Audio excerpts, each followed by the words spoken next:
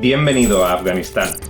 Te encuentras en el corazón latiente de una tierra que bombea sangre a Europa, Medio Oriente, Rusia y Asia del Sur. En términos políticos, eso solo significa una cosa: que todo el dinero que este corazón puede generar es irrisorio frente a la conquista que puede ofrecer.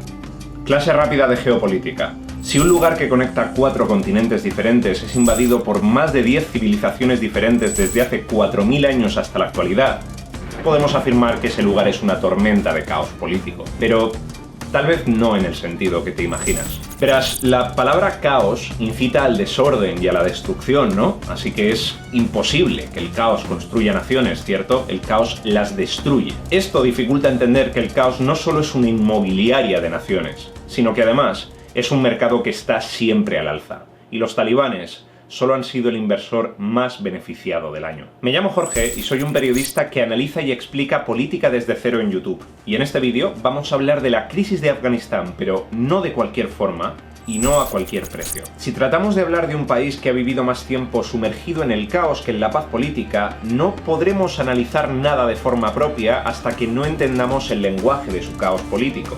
Así que en este vídeo, a grandes rasgos, vamos a hablar de por qué Afganistán fue, es y será una tormenta de caos político, económico, militar y religioso. Y como siempre, en caso de que no te fíes del todo de lo que te cuento y quieras contrastar la información por ti mismo, te recuerdo que tienes todos los enlaces a las fuentes en la descripción del vídeo, y antes de que los mires ya te adelanto que son de unos cuantos colores políticos. Bienvenido a Es Política, donde aprender política es aprender a defenderte.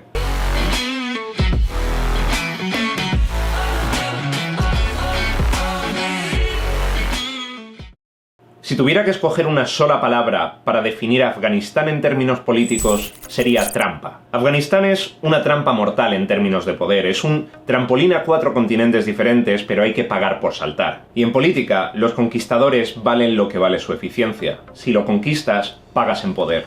Pero si te desangras tratando de dominarlo, nadas en sangre.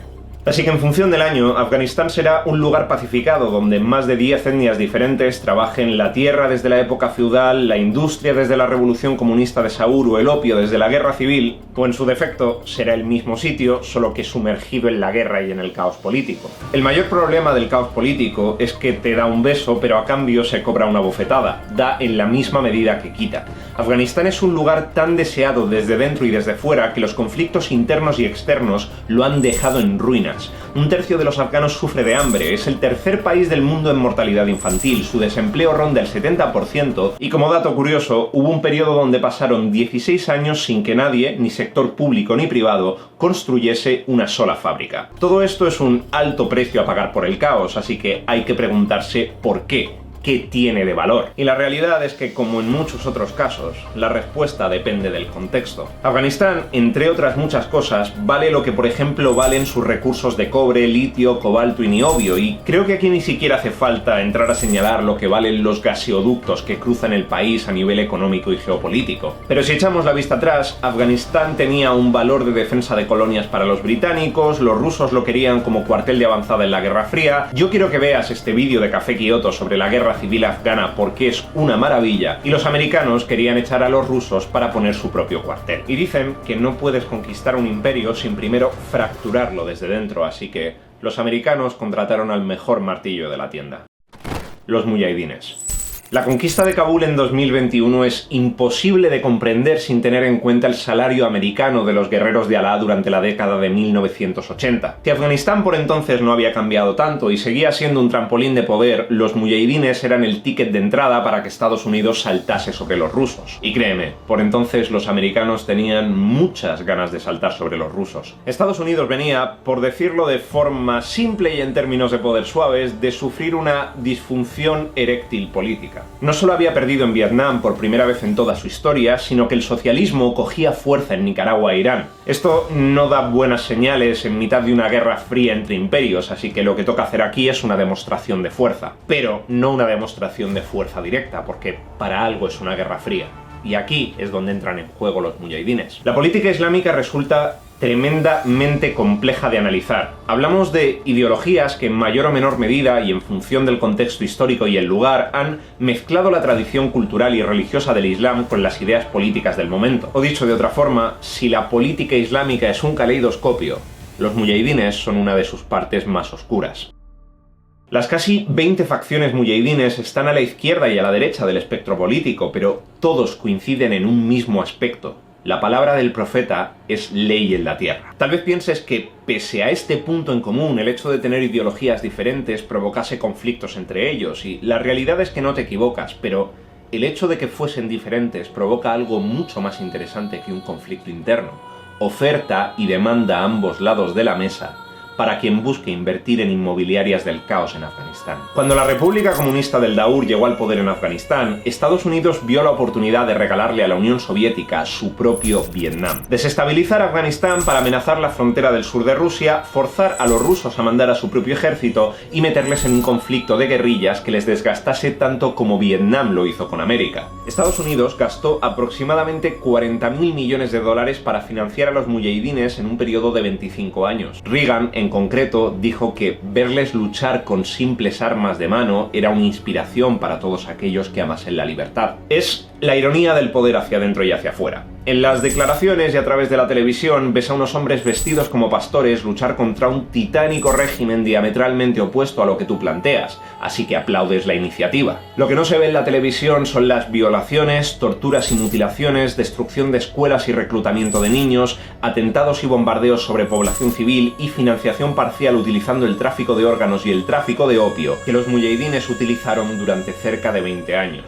La cuestión está en que una de las muchas facciones que sustentan a los muyahidines se llaman a sí mismos talibanes, que literalmente significa estudiante en lengua pastún. Este nombre define perfectamente a nivel de crecimiento lo que eran los talibanes, porque literalmente eran los estudiantes de los muyahidines, se formaron en las escuelas coránicas mientras los muyahidines combatían. Así que supongo que puedes imaginarte qué clase de educación recibieron los nietos políticos de los muyahidines. La clase de educación que en el año 1996 hizo que ascendiesen al poder en Afganistán tras una cruentísima guerra civil entre facciones islamistas. Después de rebelarse contra sus abuelos políticos, el legado que los talibanes dejaron para Afganistán fue tatuar la Sharia a sangre y hierro como forma de vida hasta el año 2001. Porque en 2001 llega una historia que todos conocemos. The cockpit is not answering their phone. Our number 1 has been staffed and our 5 has been staffed. I am going to call from Washington. I am in a situation with American to learn the possible hijack. What? La historia de cómo los guerreros de la libertad de Reagan, financiados y adiestrados por la propia CIA, adquieren su propia idea de libertad a través de explotar aviones contra las Torres Gemelas. Así que obviamente, en términos de poder y en términos de demostración de poder al mundo, Estados Unidos no se puede quedar de brazos cruzados y la decisión que se toma es muy simple. Hay que invadir Afganistán para derrotar a Al Qaeda. Pero no te olvides de algo. Afganistán es una trampa. De la misma forma que los americanos trataron de desgastar a los rusos a través de los muyahidines, invadir Afganistán alegando a Al Qaeda como razón ha hecho que Estados Unidos pase 20 años ocupando el país. No solo es la guerra más larga de su historia, sino también una de las más caras a nivel económico. Puedes elegir entre 2 billones de dólares totales o 300 millones de dólares al día, la decisión es tuya. Pero el dinero, al igual que el amor o el apoyo, no es eterno. Y llega un punto en la historia donde, si pasas 20 años justificando una intervención armada que no llega a ningún sitio frente a tus ciudadanos, tarde o temprano tus ciudadanos dejarán de apoyarla y, por ende, van a dejar de apoyarte a ti. Y si ya has tenido que nadar en sangre en suelo extranjero, ahora te toca nadar en sangre en casa para poder seguir teniendo un gobierno. Así que lo que toca hacer aquí es recurrir, con diferencia, a la estrategia más madura y repulsiva de la ciencia política: la diplomacia.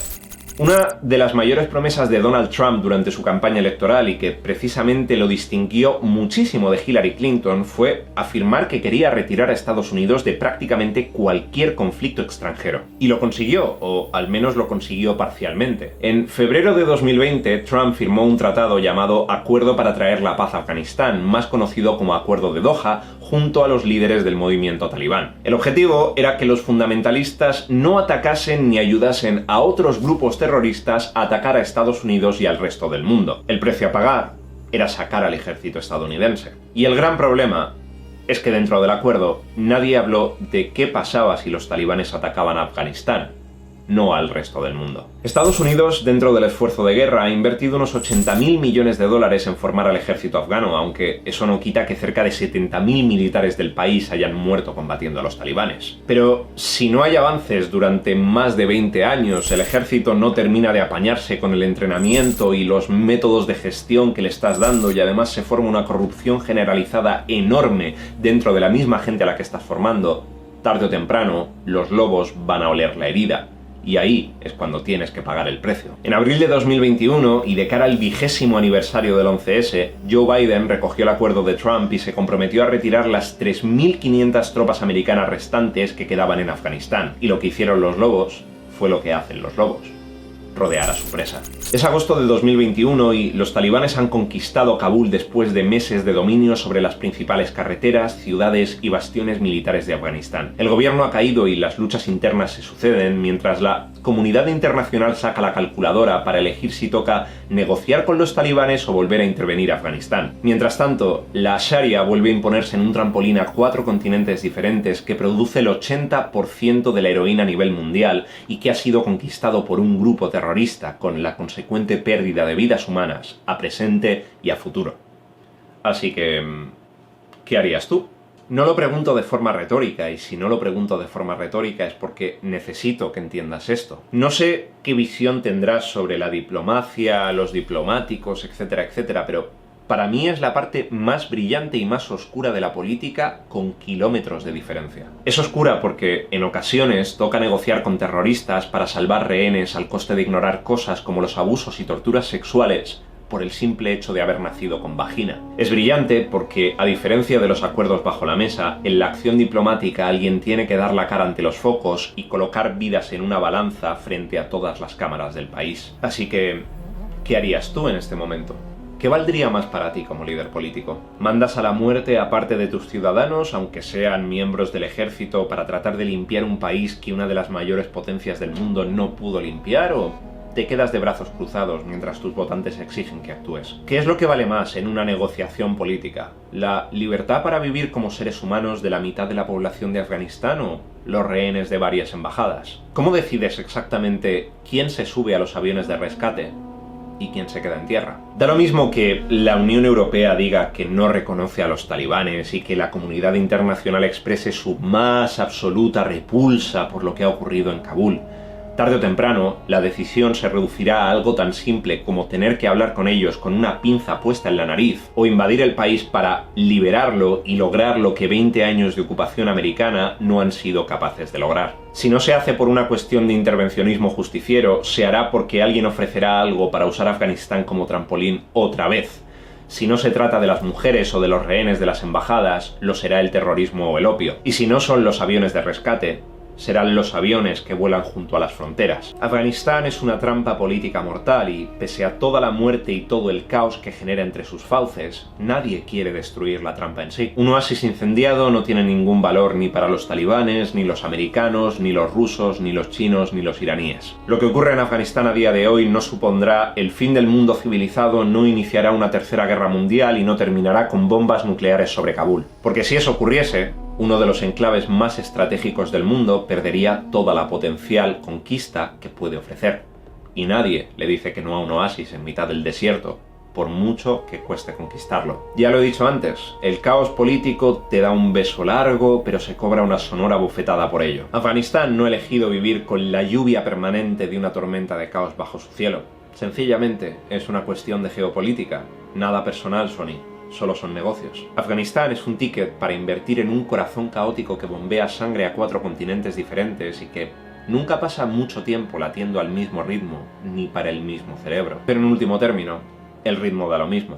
Al fin y al cabo, el poder siempre funciona de la misma forma. ¿Qué pasa, gente? ¿Cómo estáis? Espero que hayáis disfrutado mucho del vídeo.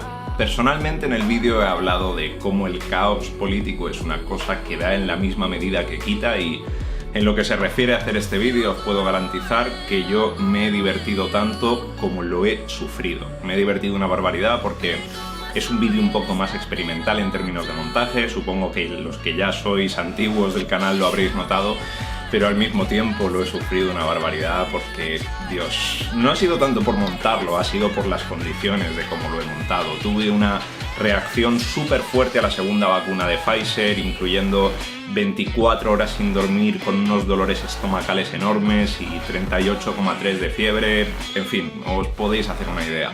Por suerte esta noche he logrado dormir, me fui a la cama a las 8 de la tarde, me he levantado a las 2 de la mañana y me he puesto a editar como si no hubiera un mañana y el vídeo ha salido a esta hora, pero personalmente a nivel de resultado general estoy súper contento con cómo ha quedado y francamente espero que vosotros podáis disfrutarlo igual. Como siempre, cualquier tipo de crítica constructiva es más bien que recibida y de cualquier forma nos vemos dentro de poco. Soy Jorge Coloma, si es personal, es política.